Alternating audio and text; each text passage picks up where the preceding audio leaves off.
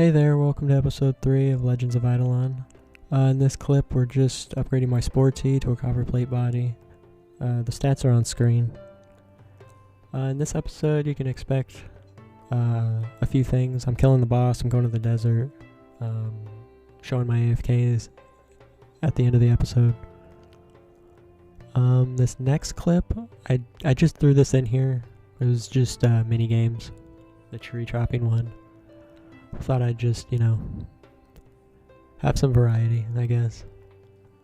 There is a little bit of lag when you're playing on mobile, but it's not too bad.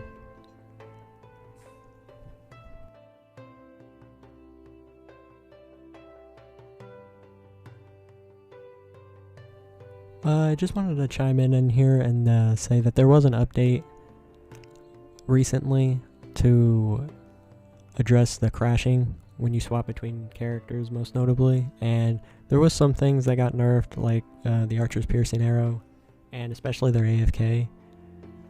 I thought about it for a long time last night, and I ended up just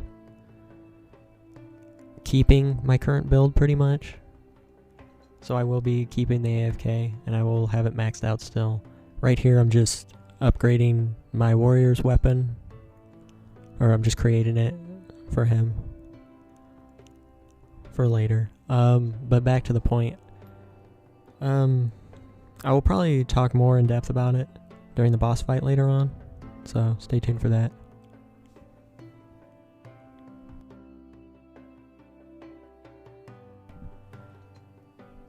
Right here I'm creating my 4th character, which as I said in episode 1, it's going to be a mage. I ended up creating this before the update, so I didn't actually get my star sign. You'll notice that after I log in, that my character's bald. He didn't get his hat, and he has 3 strength instead of 3 wisdom. Sad panda.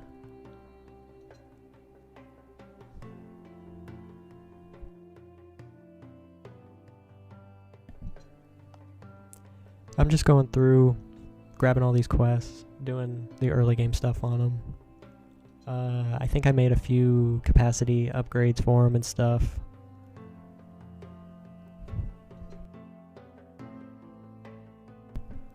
One tip is right when you first start, especially if you're new to this game, the first thing you want to do is go to your anvil and start producing. Because one of the earlier quests you're going to need at least level 2. Smithing to progress through the main quest line, so. And this is just a few minutes later after leveling up. I'm using all my lumber bob statues on him. He's gonna be my woodcutter, so I've been saving those.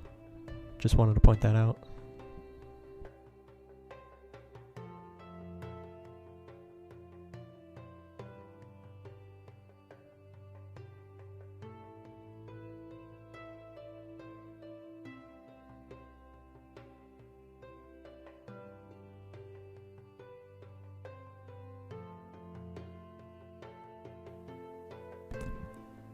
And this is me choosing the class right here.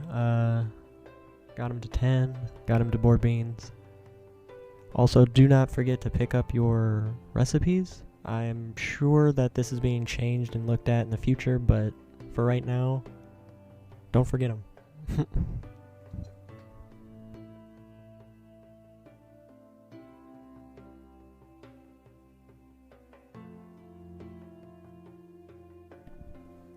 Also, I'm going to try and be a little bit more conscientious about the quest text, just in case if anybody wants to actually read it. I've read it multiple times, so that's why I usually just spam through it.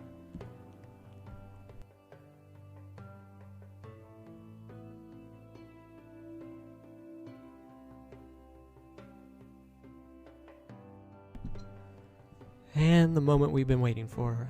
This is my 2nd attempt at the boss. I am using the average strength potions along with my golden nom witches that I have.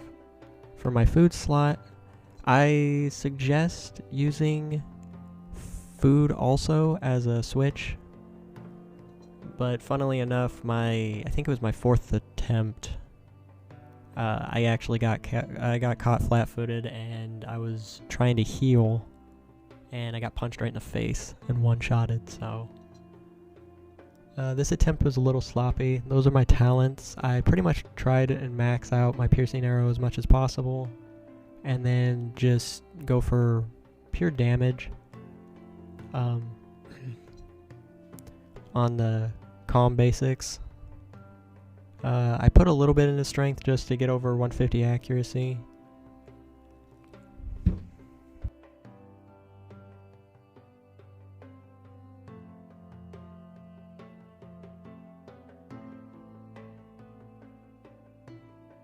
I ended up splitting my talents between sharpened axe and gilded sword. I'm not really sure which one's better right now, and I didn't really want to stop and take the time to do the math, so I just split it up, and it worked fine.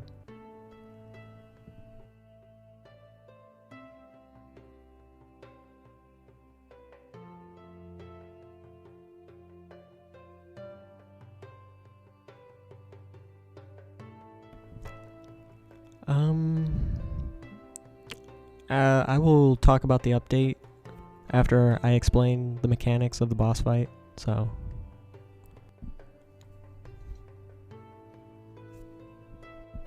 I ended up just buying some pizzas, even though I didn't actually use them, but they were just there if I actually needed them, because I do get hit by the spikes and some of the electric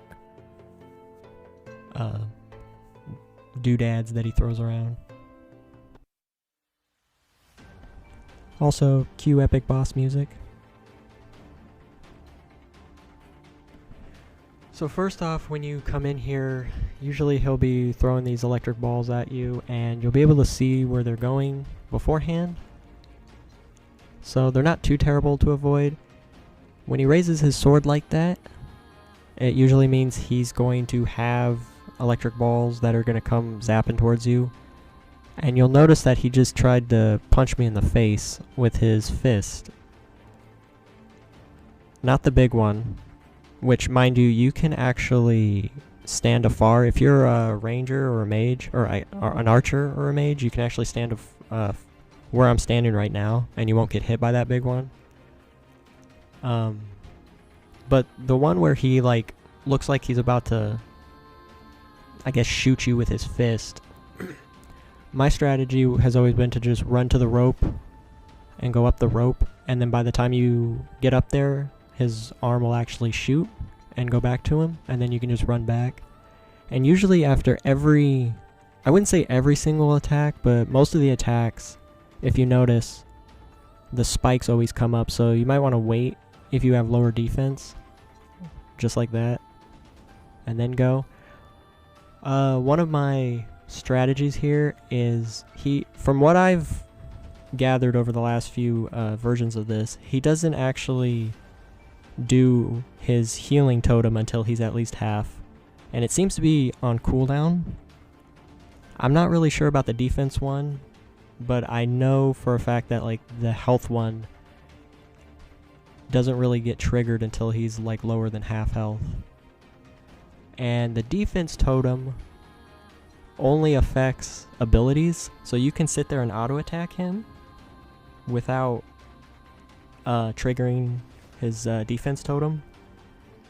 Right there, I actually got caught by his fist. My timing was off, and I thought I was going to actually avoid it, but I ended up not being able to. I think everybody gets at least one respawn. I don't know if it's per day, but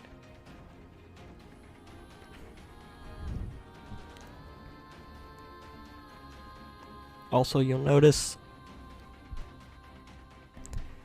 that he still has his shield up.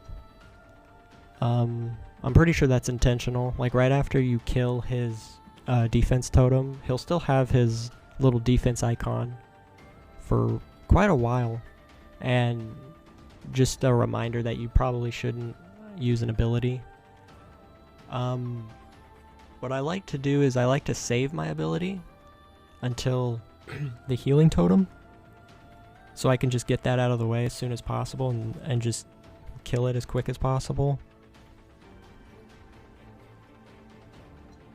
But yeah, I've tried the bottom area, especially for an archer. It's not that great. It's a little bit more difficult, and it's more time you have to spend running up and down to the totems. But as you see, I try to get to that healing totem as much as possible, or as quick as possible. I want to mention 2 more things. 1, do not walk into the totems because they will insta-kill you. That is definitely intentional. And 2, when you are killing totems and he tries to shoot his arm at you, the timing is definitely different than if you're up here killing him. So make note of that when you're fighting him. Okay, now on to the update. There was a lot of changes, some good changes to Mage and how they AoE and stuff, but right now I want to talk about kind of, I guess, a major issue that I didn't even know was a bug until I learned it like yesterday in the Discord. The AFK idle shooting talent, it's not supposed to give like 200%. As of making this video now, it caps at around 13%, 13.3 I think, or something. I spent a lot of time last night thinking about rebuilding my character and stuff, but I think I'm just gonna keep it. Like, I like it and I enjoy using it, whether it's 13% or 200%. It was always my plan to use it in the first place anyways. I personally, I think it's a little nerfed, like, to the ground. Like, it's not, I wish it was more like 20 or 30% with max strength, but that's just me. The only thing that actually means is that progress is going to be a lot slower now, which is fine. It wasn't about rushing or anything. It was more about just doing something that makes for exciting gameplay, I guess, and just a look at my thought process on things. Also, you'll notice that I keep rolling my dice. I'm going to get that trophy. I'm going to get it eventually. Probably not, but I'll keep rolling it. So the fight's about to conclude, and we'll go over the drops as soon as it's over.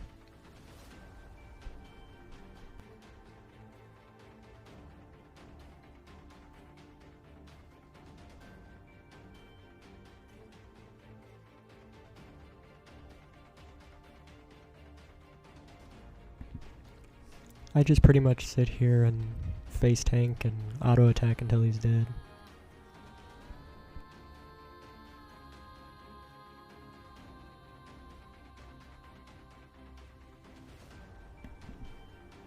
And here's the final shot.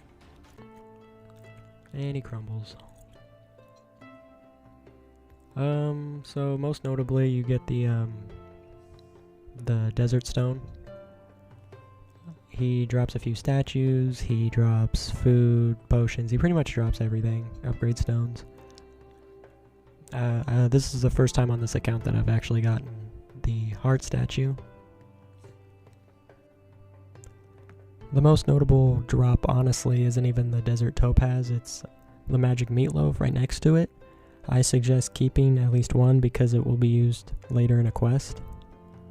So, just a tip. And don't forget to come to the forest encampment every day to get your daily keys.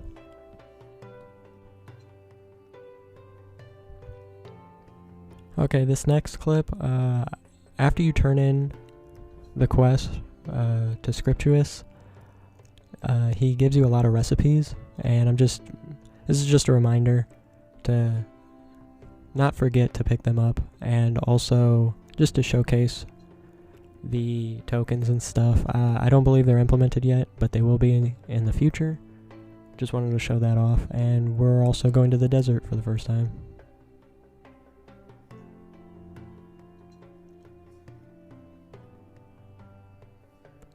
Here's the desert. I'm just going to showcase a few things, like the shop, and talk to Desert Davy here.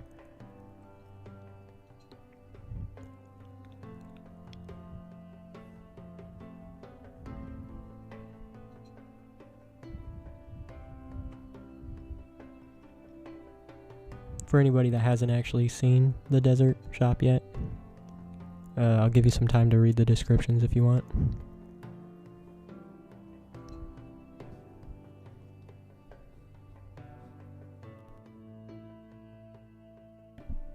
Later on, I'll be buying Bob Joe Pickle right there. I'll be selling most of the stuff in my bank that's worth anything for it, and I believe it's actually right here. I just wanted to unlock obols as soon as possible. Also, I don't think you've seen my bank in this episode yet, but that's what it looks like right now. So here I am buying it, and I turn in the quest also.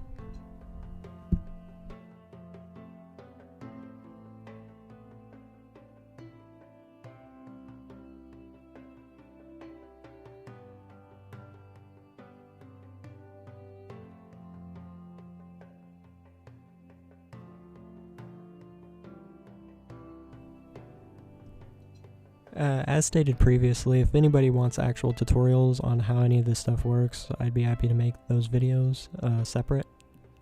But basically, you get a medallion or an obol and for completing the quest, and you can put it into a personal or a family slot, and they unlock at different levels, and you can see the bonuses right there. So I just put it into family because it gives it to everybody.